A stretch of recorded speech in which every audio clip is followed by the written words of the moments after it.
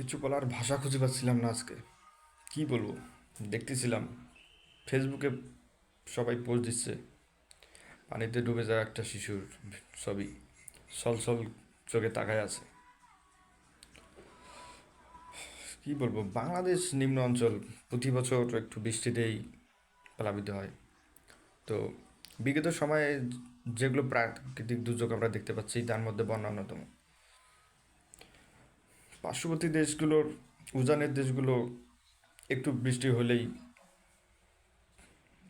বাঁধগুলো খুলে দেয়, আর আমাদের নিম্ন অঞ্চলগুলো বারবার তলায় যায়। তো 1988 সালের দিকে দাদাদের সময় শুনছিলাম যে বাড়ির উপর দিয়ে পানি যাওয়ার কথা, অর্থাৎ টিনের উপর দিয়ে পানি যাওয়ার কথা, সেই জিনিসটা আবার দেখতে পাচ্ছি আমরা। তো এইভাবে আর কতদিন বাংলাদেশের মানুষ আর কতবার প্লাবিত হবে, কতবার ডুববে? তো বন্যা হলে সবচেয়ে বেশি যে সমস্যাটা হয়, পানি সব জায়গায় পাওয়া যাবে কিন্তু বিশুদ্ধ পানি পাওয়া যায় না, খাওয়ার বিশুদ্ধ পানি পাওয়া যায় না। পশু পাখি জীবজন্তু থেকে শুরু করে সবার একটা সমস্যা হয়ে যায় নিরাপদ স্থান পাওয়ার জন্য। তো আশা করবো বাংলাদেশে যারা বিত্তবান আছি বা একটু ভালো অবস্থায় আছে, আল্লাহ সবাই যাদেরকে ভালো লাগছে তারা একটু সবাই চেষ্টা করবো যে কিছু হলেও সহযোগিতা পাঠানোর জন্য।